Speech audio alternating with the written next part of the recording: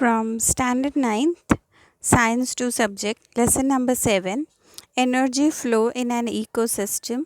We have seen some topics, some subtopics from this chapter. Now we are going to see the next one. And the next topic in this chapter is biogeochemical cycle. It's a cycle, that means whatever things are there in this cycle, they are going to circulate, they are going to rotate. So this biogeochemical cycle happens in our ecosystem, in our environment, and what it includes, we are going to see it. If you all remember, last time we have seen certain properties of energy flow and nutrient flow in an ecosystem. So the energy, when it flows in any ecosystem, like from primary consumer to secondary, from secondary to tertiary and so on, then the energy flow is one way. That means the energy never comes back. If you all remember, I have shown you one diagram to explain this, in which I have told you that the energy, main source of energy is the sun. The plants take the energy from the sun, but when the energy goes from primary consumers to secondary, tertiary and so on, that energy is never taken back by the sun. So the energy flow is one way, but the flow of nutrients is cyclical. When nutrients flow, when nutrients goes from one group of organism to another, it is cyclical. So this we are going to understand, and the cyclical flow of nutrient within an ecosystem is called as biogeochemical cycle. So this is the definition of biogeochemical cycle. The flow of nutrients, which is cyclical, taking place in any ecosystem is called biogeochemical cycle. How does the cycle operates? We will understand.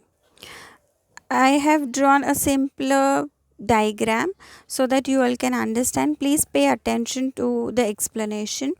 See, our ecosystem is made up of everything that is around us. Everything means our atmosphere, the air, the water bodies, soil, everything, living organisms, all together make your ecosystem. So interaction takes place between all these things. Means here if you talk about air, then there is interaction between atmosphere, air and the hydrosphere. Hydrosphere means the water bodies. So water in the form of moisture, in the form of water vapor, interacts with our air, mixes with our air. So there is interaction between hydrosphere and atmosphere. Means air and water are involved in this. Then there is our atmosphere, which is interacting with our environment. That means air is everywhere.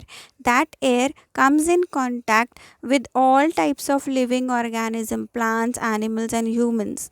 So this is the interaction. Then there is interaction of hydrosphere, water, with the lithosphere. Lithosphere means soil, earth, and beneath the soil, deep inside the ground or soil, if you observe, there also this cycle takes place. The lithosphere is getting converted into rocks, or the rocks are getting weathered and getting converted into fine soil like superficial layer that we see on the earth. So there is interaction between all the members of the ecosystem: hydrosphere, atmosphere, lithosphere and biosphere. Now what is biosphere? We are going to see that. Biosphere is basically the living organisms in our environment, and they are developed due to lithosphere, hydrosphere and atmosphere. Means what? Biosphere, for biosphere, lithosphere is important, hydrosphere is important and atmosphere is important.